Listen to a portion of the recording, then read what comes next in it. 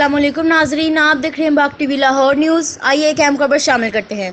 हाफिज साद रिजवी के खिलाफ बहुत बड़ा इकदाम उठाया गया। आज 5 माह पुराना नोटिफिकेशन मंजर आम पर आ गया। आइए सुनते हैं उनके वकील के जुबानी बयान।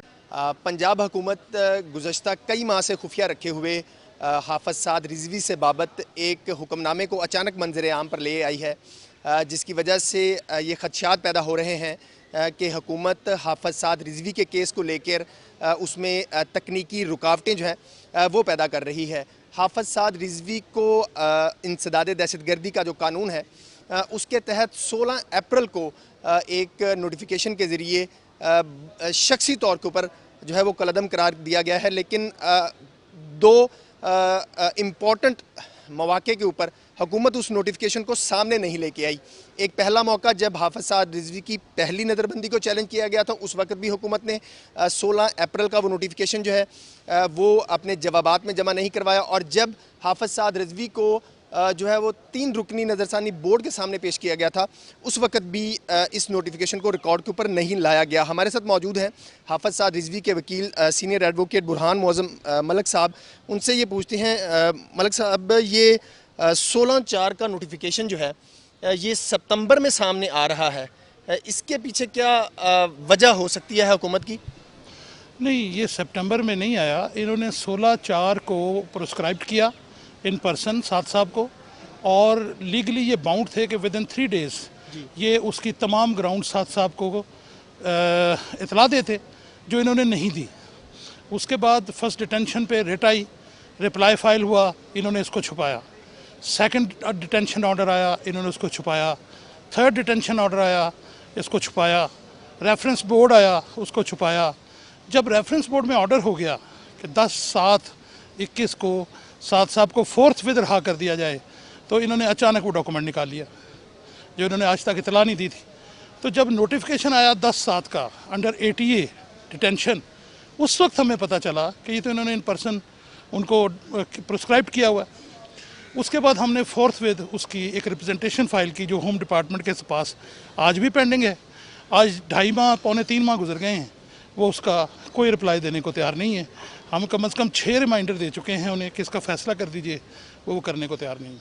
अच्छा सर, उसमें उस नोटिफिकेशन की लैंग्वेज में एक बार क्रिएट किया गया कि 3 माह के अंदर अंदर वो रिप्रेजेंटेशन जो है उसके अगेंस्ट दायर करनी थी। 16/4 के बाद ये 3 माह मुकम्मल होते हैं, कोई टेक्निकल रुकावट तो नहीं पेश आएगी?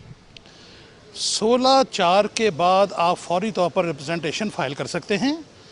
90 डेज़ में होम डिपार्टमेंट ने उसका फैसला करना है, जो कि कानूनन जो बहुत सारी एपेक्स कोर्ट की जजमेंट्स हैं उसके मुताबिक उन्हें फोर्थ विद कर देना चाहिए, लेकिन वो जानबूझकर वो वक्त गुजार रहे हैं ताकि ज़्यादा से ज़्यादा साद साहब को अंदर रखा जा सके।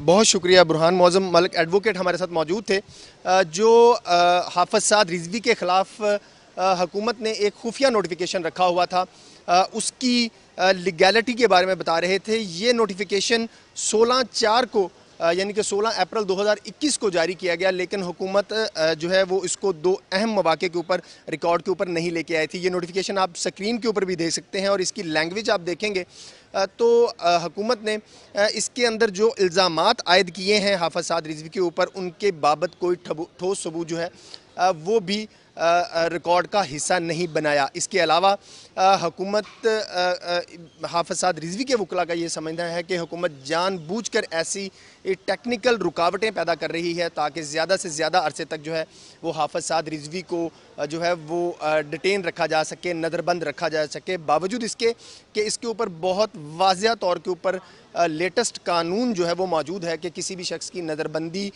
करनी है तो उसका कानूनी तरीक़ाकार जो है वो क्या होगा, और हुकूमत को वो कौन से कानूनी अज्जा हैं जो वो पूरे करने हैं किसी भी शख्स की नज़रबंदी के लिए। लेकिन इसके बावजूद जब हाफिज साद रिजवी को नज़रबंद किया गया या उनको कलअदम करार दिया गया 16/4/2021 के नोटिफिकेशन के मुताबिक, तो उनको कलअदम करार देने के लिए जो कानूनी तकाजे थे वो पूरे नहीं किए गए। और सबसे अहम बात ये बात इन वकला के मुताबिक हुकूमत की बदनीयती को ज़ाहिर करती है कि इस नोटिफिकेशन को खुफिया रखना जो है वो हुकूमत की बदनीयती है, क्योंकि जब रिव्यू बोर्ड का फ़ैसला आया उसमें जब रिकॉर्ड पेश किया गया तो उसमें भी हुकूमत जो है पंजाब हुकूमत ने इस 16/4 के नोटिफिकेशन को रिकॉर्ड का हिस्सा नहीं बनाया। और जब पहली नज़रबंदी हाफिज़ साद रिजवी की जो है वो चैलेंज की गई थी, उसमें भी इस नोटिफिकेशन को रिकॉर्ड के ऊपर नहीं लाया गया, जिसके तहत हाफिज़ साद रिजवी को बतौर शख्स जो है वो कलअदम करार दे के 3 साल के लिए